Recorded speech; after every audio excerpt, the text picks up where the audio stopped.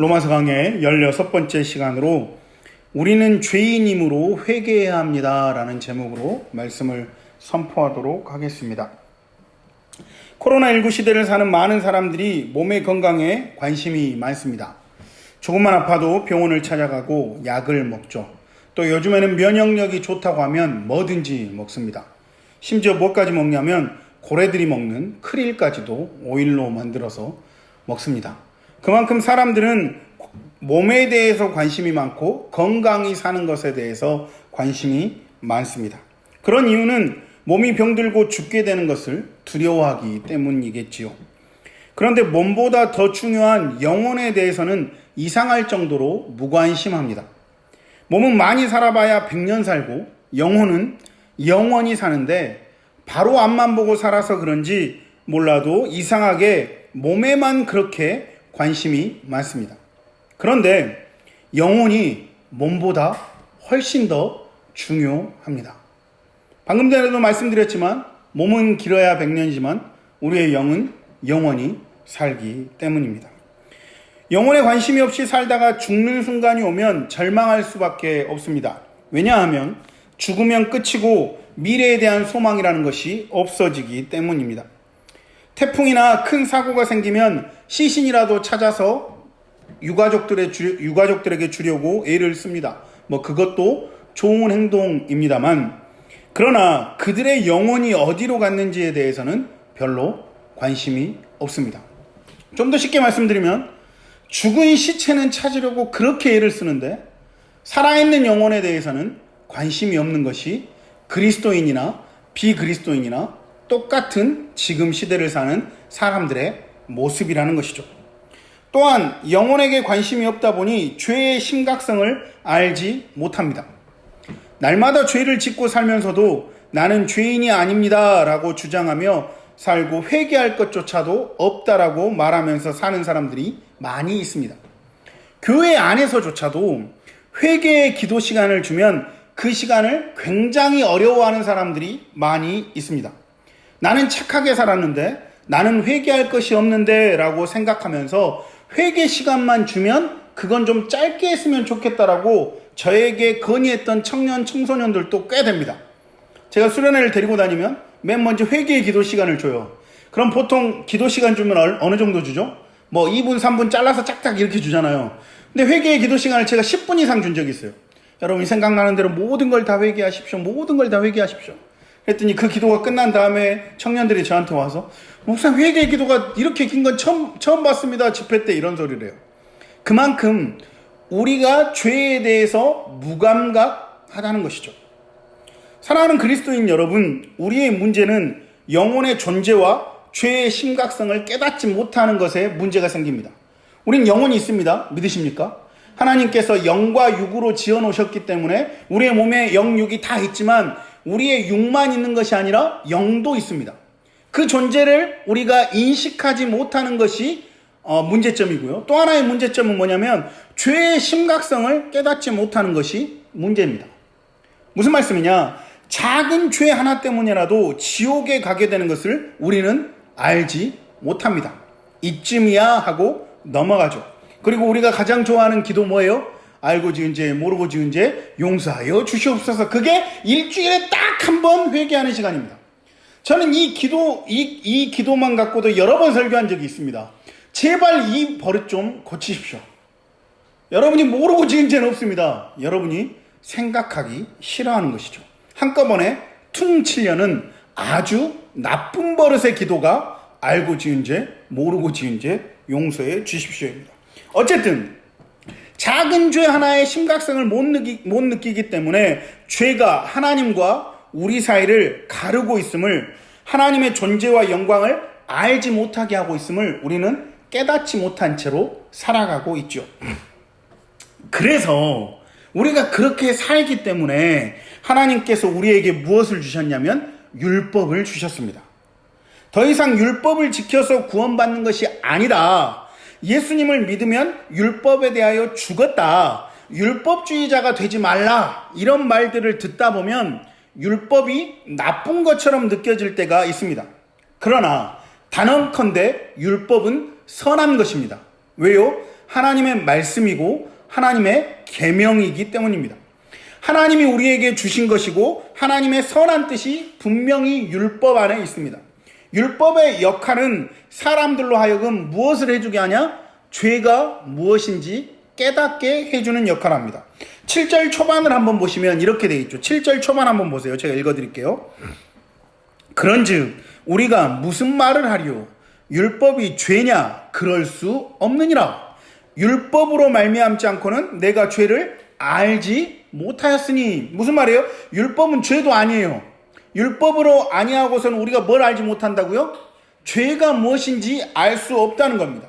사도 바울은 율법으로 말미암지 않고는 죄가 무엇인지 알지 못하였을 것이라고 우리에게 말해주고 있습니다. 우리는 하나님께서 율법으로 깨우쳐 주시지 않으면 죄가 무엇인지도 알지도 못하는 존재가 우리라는 사실입니다. 그러면서 탐심을 7절 그 다음부터 8절까지 설명하고 있는데요. 한번 읽어볼까요? 시작. 곧 율법이 탐내지 말라 하지 아니하였더라면 그러나 죄가 기회를 타서 온갖 탐심을 이루었나니 이는 율법이 없으면 죄가 죽은 것임이라. 아멘. 한 가지 묻겠습니다. 탐심이 죄입니까? 좀 더 쉽게 물어볼까요? 탐심이 몇 년형입니까? 법정에 가면 탐심은 죄가 아닙니다. 드럼을 보고 드럼을 훔쳐야겠다라고 마음먹은 탐심은 죄가 아닙니다. 그렇죠? 드럼을 훔치면 죄가 되는 거죠. 세상법은 그렇습니다. 네. 도둑질하고 살인해야만 죄이죠. 그런데 십계명을 보면 탐심은 아주 큰 죄입니다. 십계명이 율법을 대표하는 말씀인데요. 출애굽기 20장 17절 말씀을 보시면 제가 읽어드리겠습니다. 내 이웃의 집을 탐내지 말라. 내 이웃의 아내나 그의 남종이나 그의 여종이나 그의 소나 그의 낙이나 무릇 내 이웃의 소유를 탐내지 말라. 탐내는 것은 죄이니까 탐내지 말아라. 이 계명, 이 율법의 말씀을 보고서야 내 마음의 탐심이 죄인 줄 깨닫게 되는 것이죠. 이 말씀을 모르면 탐심은 좋지 않은 것이지만 죄는 아니다라고 생각합니다. 그런데 하나님은 탐심도 죄라고 말씀하십니다. 또 로마서 2장 1절 말씀을 제가 한번 읽어드릴게요. 그러므로 남을 판단하는 사람아, 누구를 막론하고 내가 핑계하지 못할 것은 남을 판단하는 것으로 내가 너를 정죄함이니 판단은 내가 같은 일을 행함이니라. 남을 판단하는 것도 뭐라고요? 정죄하는 것도. 죄라고요. 네. 너도 똑같은 죄를 범하고 있고 남을 판단하는 것 자체는 하나님이 하시는 일을 하는 것이기 때문에 그것도 죄랍니다. 네. 염려도 심지어 죄랍니다. 염려. 마태복음 6장 25절을 보시면 그러므로 내가 너희에게 이르노니 목숨을 위하여 무엇을 먹을까 무엇을 마실까 몸을 위하여 무엇을 입을까 염려하지 말라. 목숨이 음식보다 중하지 아니하며 몸이 의복보다 중하지 아니하냐. 목숨이 음식보다 중하지 아니하며. 네, 길게 얘기하지 않겠습니다. 네.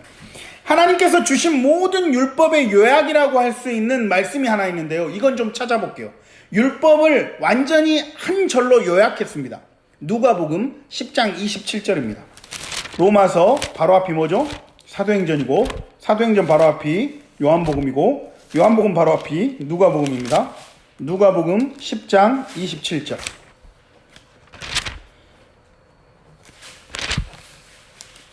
네, 누가복음 10장 27절 말씀. 다 같이 읽어볼까요? 시작. 대답하여 이르되 내 마음을 다하며 목숨을 다하며 힘을 다하며 뜻을 다하여 주 너의 하나님을 사랑하고 또한 내 이웃을 내 자신과 같이 사랑하라 하였나이다. 아멘. 율법의 요약이 뭐예요? 내 마음을 다하여 하나님을 사랑하는 거고 내 마음을 다하여 내 몸과 같이 누구를 사랑하는 거예요? 내 이웃을 사랑하는 겁니다. 이 말씀에 비추면 죄인입니까? 아닙니까? 죄인일 수밖에 없죠. 내 마음을 다해서 하나님을 사랑해 본 적도 별로 없고 특히 내 마음을 다하여 내 몸과 같이 이웃을 사랑해 본 적이 우리는 별로 없기 때문입니다. 하나님께서 우리에게 율법을 주신 것은 우리가 죄를 짓고 살기 때문입니다. 그 율법을 만들어서 우리를 옭아매려고 한 것이 아니라 우리가 죄가 무엇인지 모르기 때문에 그 죄를 깨닫게 해주시려고 율법, 하나님의 말씀을 주셨습니다. 우리들은 율법이 없었더라면 죄인 줄 몰랐습니다. 우리의 영이 죽어 죄에 대한 감각이 없기 때문이죠. 에베소서 4장 19절 말씀에 이런 말씀이 있습니다. 그들이 감각 없는 자가 되어 자신을 방탕에 방임하여 모든 더러운 것을 욕심으로 행하되. 우리라는 거예요. 우리가 죄를 짓다 보면 무감각해져서 자기 욕심껏 산단 말이에요. 그리스도인이든 그리스도인이 아니든 그냥 똑같은 모습으로 죄인진도 깨닫지 못하고 내 욕심만 채우며 살아간다는 거예요. 무엇이 없으면? 율법이 없으면. 참회록을 쓴 어거스틴은 그의 책 2권 4장에서 어린 시절의 죄를 이렇게 고백합니다. 참회록이라는 유명한 책이 있는데요. 2권 4장에 나온 내용인데, 내게는 도둑질하고 싶은 소원이 있었습니다. 이 성자라고 불리는 어거스틴이 어렸을 때 도둑질을 하고 싶은 소원이 있었대요. 뭐 대통령이 되고 싶은 소원이 아니라 도둑질을 하고 싶은 소원이 있었습니다. 배고픔과 가난 때문은 아니었고 선행을 멸시하고 죄를 추구하는 강한 욕망 때문이었습니다. 나는 어느 날 늦은 밤 소년들과 함께 배나무를 흔들어 배를 도둑질한 후 돼지들에게 던져 주었습니다. 그렇게 하는 것이 우리를 즐겁게 해 주었습니다. 오 하나님, 그것이 나의 마음의 모습이었습니다. 내가 사랑하고 추구한 것은 죄악 자체였고 잘못 자체였고 부끄러움 자체였습니다. 어릴 때 그냥 도둑질 하고 싶었어요. 먹고 싶어서도가 아니라 진짜 순수한 도둑질 하고 싶었어. 그래서 배를 훔쳤네? 자기들이 먹은 것도 아니고 돼지들 주려고. 자기들이 돼지 먹이 안 줘도 주인이 알아서 주는데 그냥 도둑질이라는 순수한 목적이 있었다는 것이죠. 이것이 죄로 인해 감각이 없어지는 사람의 모습입니다.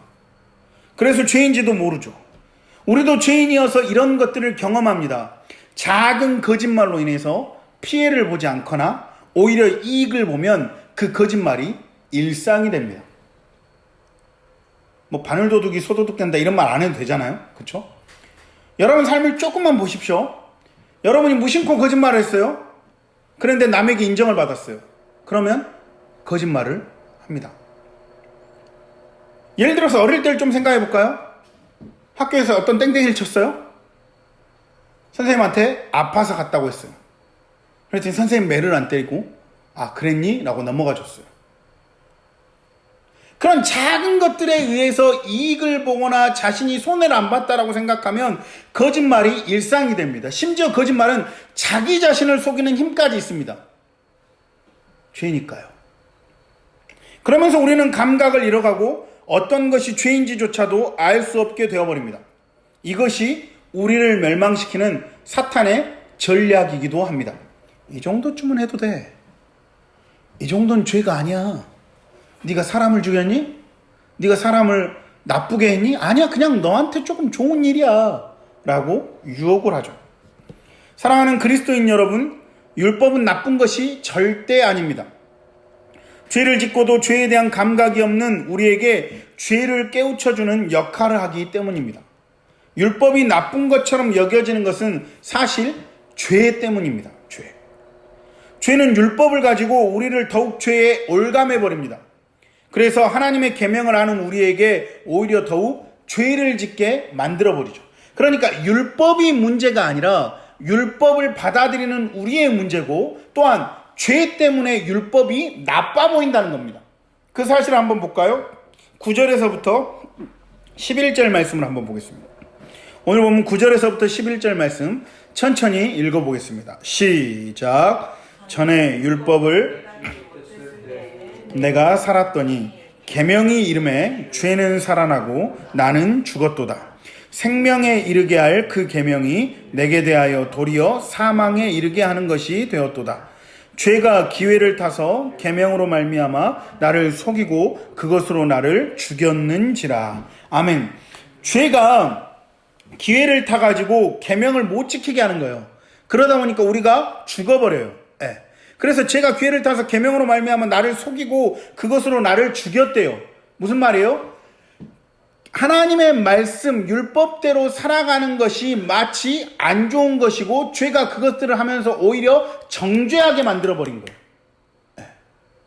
오히려 그래서 우리가 이것들을 지킬 수 없음을 알게 되고 오히려 죄 때문에 율법으로 올가매어져 버리는 것이죠. 하나님의 의를 드러내고 거룩한 삶, 구별된 삶이 무엇인지 보여주는 율법이 오히려 우리를 올가매고 남을 정죄하게 만든다는 것을. 이 정도의 삶이면 되겠지?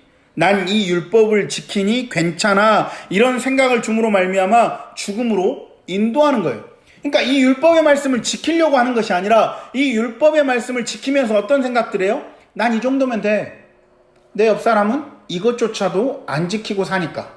또 반대로 나는 거짓말 안 하고 나는 뭐 율법을 잘 지켰다라고 주장하면서 남을 보면서 너는 왜 그 모양으로 사니?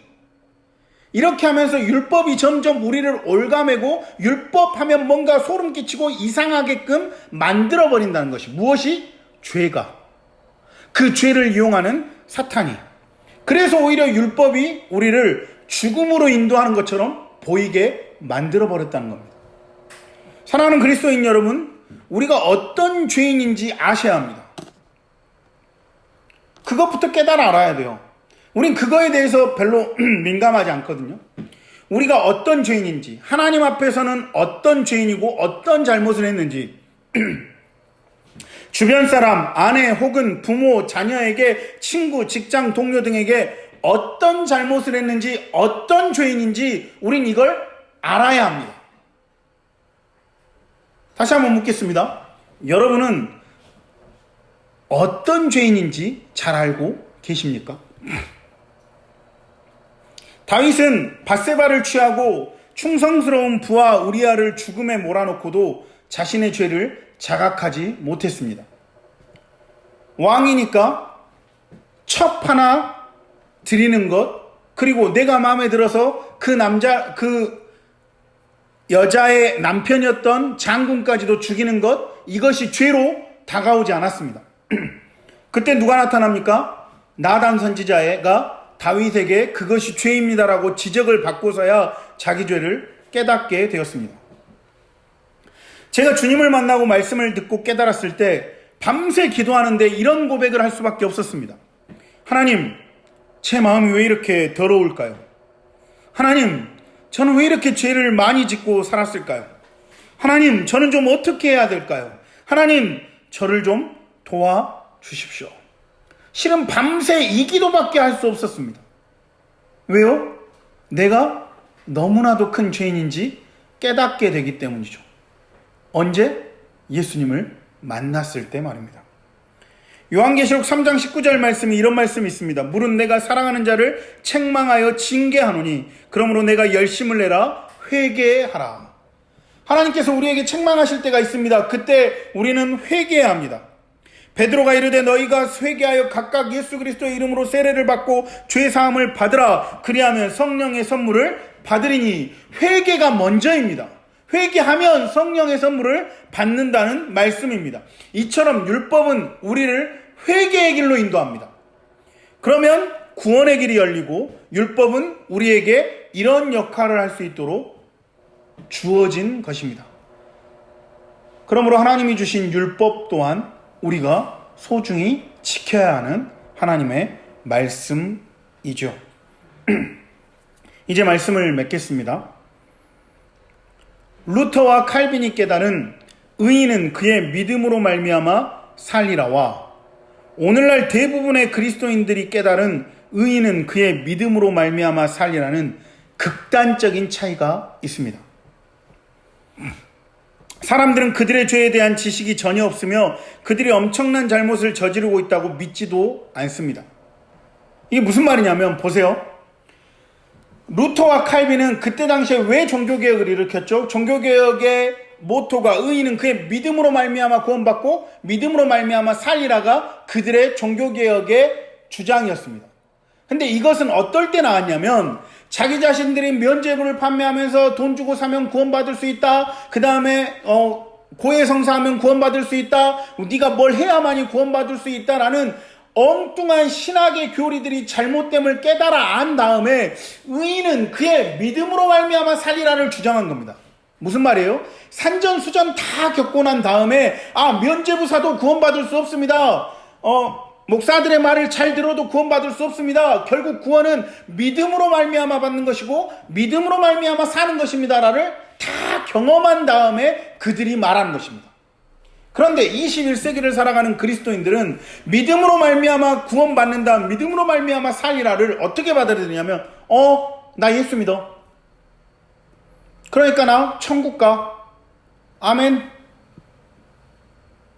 그들의 죄에 대한 생각들, 예수 그리스도의 보혈의 피에 대한 생각들, 은혜에 대한 생각들 전혀 없이 그냥 딱 그 한마디, 그래 아멘, 나 예수 믿어, 구원 받아, 이걸로 끝내버린단 말입니다.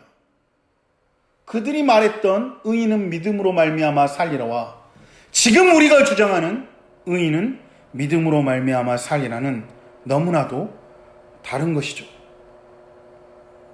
회개가 없는 복음일 뿐입니다. 죄 중에 살면서도 회개가 안 되는 것, 이것이 큰일입니다. 마태복음 11장 20절 21절 말씀에 예수님께서 이런 말씀을 하십니다. 예수께서 권능을 가장 많이 행하신 고을들이 회개하지 아니하므로 그때에 책망하시되 화 있을진저 고라시나 화 있을진저 벳세다야 너희에게 행한 모든 권능을 두로와 시돈에서 행하였더라면 그들이 벌써 베옷을 입고 재에 앉아 회개하였으리라 라고 말씀합니다. 무슨 말이에요? 고라신과 벳세다에 예수님이 권능을 임했어요. 그랬으면 어떻게 해야 돼요? 예수님을 믿고 회개하고 주님 뜻대로 살아야 돼요. 근데 그렇지 못했다는 거예요. 그러면서 예수님이 뭐라 그래요? 두로와 시돈 이방 땅에 이 이야기를 했으면 훨씬 더 잘 받아들였을 것이다 라고 하면서 무엇을 촉구합니까? 회개를 촉구합니다. 우리가 고라신과 벳세다가 되지 말아야 합니다. 예수님의 권능을 받은 우리가 진정으로 회개하고 살아야 합니다. 예수님을 믿지 않으려는 사람들에게 당신이 죄인입니다, 회개하세요 라고 말해봐야 이건 역효과입니다. 그들이 회개하고 말씀대로 살아가는 우리를 보고 하나님을 바라볼 수 있게 해야 합니다. 오늘 하나님의 말씀으로 인해 우리 자신의 죄를 깨닫게 해주시는 역사가 있기를 원합니다. 진정한 회개의 문이 열려서 주님의 부흥의 역사가 우리의 영혼 안에서 일어나게 되기를 주님의 이름으로 축원합니다. 그러므로 말미암아 우리 교회 안에서 온 인류 안에서 이런 회개의 부흥이 열려 주님을 바라보고 주님 뜻대로 살아가는 모든 사람들이 될 수 있게 되기를 축원합니다. 우리는 죄인이므로 회개해야 합니다. 기도하겠습니다.